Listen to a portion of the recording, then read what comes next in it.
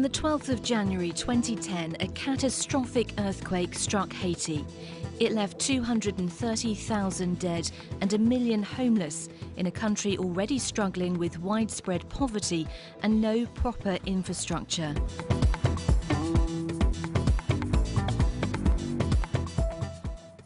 Dans la galerie Kaila et puis les tremblements de terre, les nous Kaila pas tomber, nous courir et puis nous faire n'importe 4 jours dans la rue. Après nous venons faire petit temps ça, les nous venons ba nous près là. Beaucoup de personnes sont mortes et beaucoup de maisons sont détruites. Ici, c'était l'ancienne maison des petites sœurs de Sainte-Thérèse de l'Enfant Jésus qui travaillaient dans la communauté. Il y avait 8 morts, il y avait 32 blessés. Personnellement, ce que j'ai vécu avec eux, c'était très dur pour eux. Il y en a qui ont crié fort parce que la terre tremblait, même quand il y a une qui est centenaire ou bien plusieurs, mais ils n'ont pas vécu ça avant. Nous courions, nous passions beaucoup de mur, il était avancé tomber, nous tombé, moi avec maman, nous tombé, bip. Après le tremblement de terre, le peuple haïtien a fait montre d'une grande capacité de résilience, une grande capacité de résistance, mais aussi ça a développé chez le peuple haïtien des valeurs qu'on croyait complètement abandonnées comme la solidarité, la subsidiarité. Et le peuple haïtien a montré que dans ces situations difficiles, face à la souffrance, on ne peut pas se laisser décourager, mais il faut se mettre debout et ceci ensemble. The generosity of the global Caritas supporters meant that Caritas Haiti, along with 40 other sister agencies, could respond immediately to the emergency. Quand ils nous ont dit c'est l'Église, nous avons accepté la Caritas, nous avons choisi la Caritas. La stratégie de la Caritas, c'est de travailler avec les paroisses. C'était aux gens des communautés de choisir les activités les plus pertinentes. Par exemple, dans certaines communautés, on a réalisé des travaux de déblayage, de curage et de drainage. Le déblayage s'est fait à travers des activités de Cash for Work qui a comme bénéfice de pouvoir aider la population locale, ceux qui travaillent à avoir un petit revenu. Ce sont des ingénieurs haïtiens qui nous ont aidés à stabiliser les bâtiments restants. Donc on a fait une évaluation après le tremblement de terre avec ITECA et là on a vu il y avait 1783 maisons, dont 1700 qui ont été détruites ou gravement endommagées. Donc on a fait un projet d'urgence où on a distribué des tentes et des kits d'abri et des kits de cuisine à 9000 familles. Emergency shelter was distributed in the shape of tents. It was a very intense period. The people working in it worked really hard. Over the next few months, we supplied food to 1.5 million people. We helped treat 400,000 patients. We set up hygiene and cash for work programs in emergency camps and distributed several thousand hygiene and kitchen kits. Les kits d'hygiène, ça contient du savon, du shampoo, des brosses à dents, des pâtes dentifrice aussi. On avait aménagé l'espace juste pour mettre cette famille-là, de 9 personnes.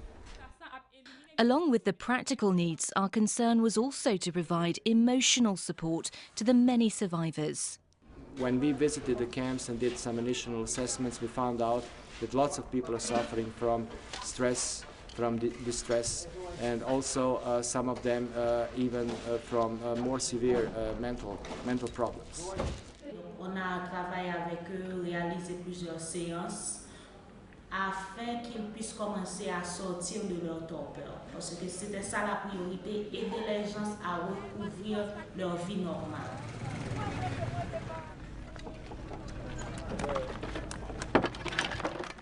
We are running water, sanitation and hygiene programs in 12 camps in Port-au-Prince. Ici, ce sont les campagnes de nettoyage. Nous essayons de rassembler les gens, de les mobiliser pour qu'ils nettoient.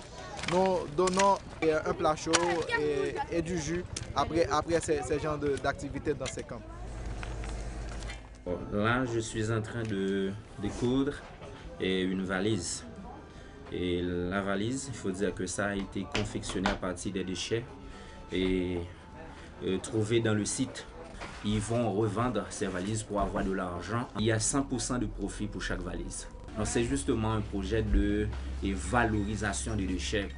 Ici, il y a à peu près 1100 familles et CRS est responsable de la construction des facilités comme les latrines, les douches et aussi la promotion d'hygiène. Nous avons construit les points d'eau avec des tanks et nous faisons l'approvisionnement en eau. Pour certaines personnes, c'est la première fois qu'ils ont accès à l'eau suffisamment. L'eau est à la base de cette épidémie de choléra. C'est parce que tout simplement, la majorité des gens consomment l'eau de la rivière. Donc on voit là, il y a des gens qui font de la lessive au niveau de la rivière et les gens consomment cette eau-là. Donc il n'y a pas d'autre alternative. Ils sont obligés de consommer l'eau. Trois sœurs, maman avait nièce. Trois sœurs, sa maman et? Oui, trois sœurs, maman avait nièce. Et sa nièce. Yeah. Trois sœurs, sa maman et sa nièce, elle a perdu. Pendant qu'elle était là, ils sont morts dans la maison. Vous voyez un problème hygiénique énorme à travers le pays.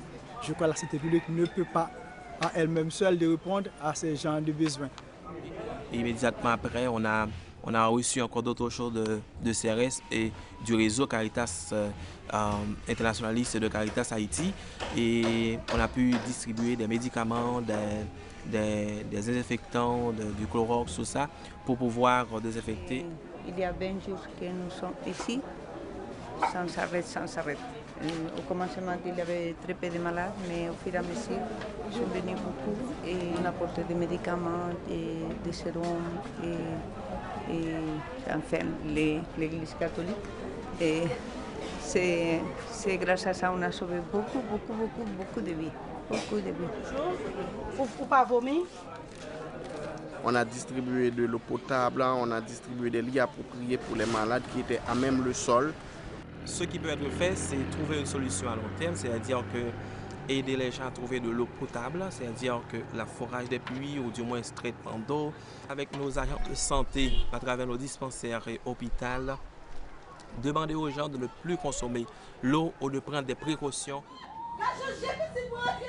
Cholera is portrayed in this show as the dark villain to be fought with soap and clean water. The actors are people living in the camp, and the show is part of the hygiene campaign run by the WASH team. Mais avec l'épidémie de choléra qui est arrivée, ils saisissent vraiment pourquoi il est très important de se laver les mains.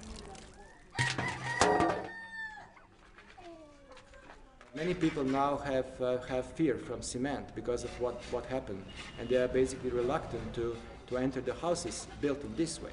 So this is one thing which is basically for the shuttle program to think about in which way the houses should be built in Haiti in the future.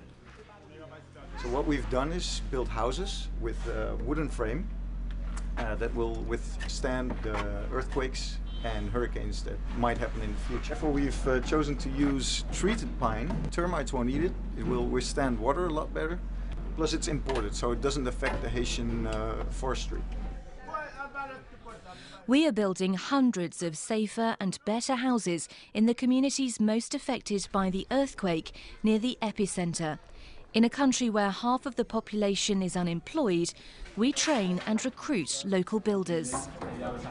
À partir de cet événement, j'ai appris pas mal de choses, et surtout avec les constructions techniques. C'est différent parce que nous faisons attention avec ça, parce que avant ça, nous voulons frapper par un tremblement de terre, comme ça, nous voulons prévoir ça, nous faisons façon pour si toutefois le temps tourner pour.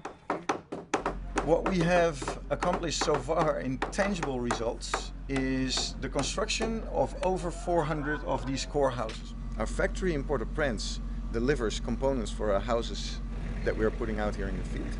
But if they get trapped in traffic, we can still take those components from that buffer that is right next door.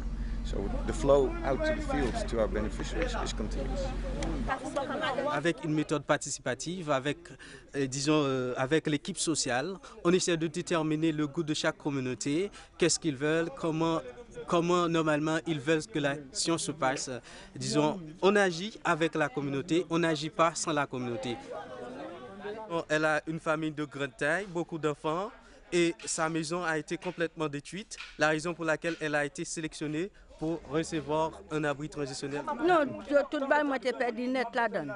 Quand moi tombé, tout le monde a perdu.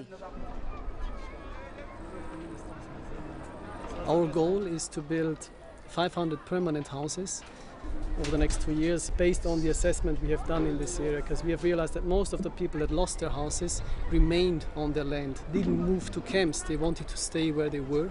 They didn't want to lose the right of the land. They wanted basically, we want to rebuild in the places where families have lost their homes through the earthquake. And the first study was done by 2 Haitian engineers that went through the entire area, classified all the houses, classified the damages. A second assessment we did was also in the month of May, a very detailed livelihoods assessment of 1 month, also covering the entire area. We found out that most of the people here have been building on their houses for a period of 5 to 10 years. And in a matter of seconds they have lost what they have built over many years. Many families fled Port-au-Prince after the earthquake. To make sure they're not going back to overcrowded slums, we set up many projects in the farming communities. Et ces gens-là sont logés dans les familles paysannes, chez quelqu'un.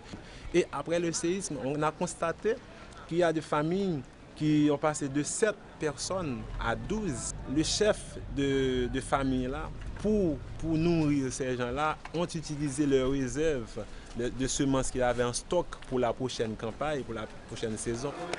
We're distributing food to the most vulnerable, children and the elderly. But we are well aware that food aid can also harm a farming economy, so we're working with local farmers to help them improve their food production. Il y a à peu près 40 années, depuis que catholique, finance des programmes de développement pour la Caritas, pour faire comprendre aux paysans que l'environnement leur appartient, il faut le protéger, il faut du temps, il faut beaucoup de sensibilisation. Changer le comportement des gens, ce n'est pas du jour au lendemain.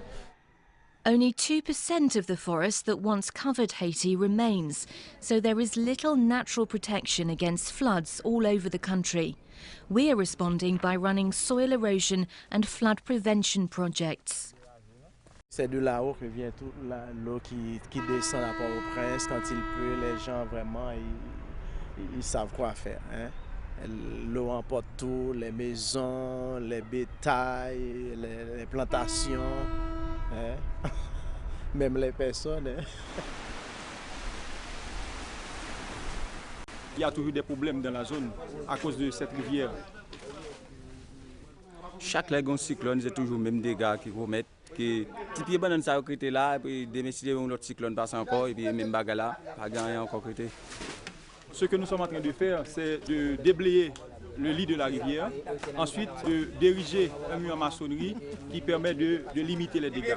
Après les dernières pluies, les gens sont vraiment contents, ils disent que la situation s'est améliorée. C'est environ 30 000 personnes qui sont bénéficiaires de ce projet. Les paysans, ils sont en train de changer de comportement avec les formations que la Caritas donne. S'organisent entre eux pour faire quelque chose de positif afin que chaque famille puisse vivre. Jusqu'à présent, c'est très difficile puisqu'il y a encore beaucoup de dispersion, de division. Mais je crois qu'on va finir par trouver le lien qui nous met ensemble pour pouvoir retrouver la grande fraternité entre nous Haïtiens avec nos amis étrangers pour construire, pour rebâtir Haïti. Eh bien, continuer à nous aider, continuer à aimer Haïti, continuer à nous encadrer. Nous sommes en joie, que vous nous bénisse, tu veux fois merci, nous sommes en joie pour nous, il va même faire encore.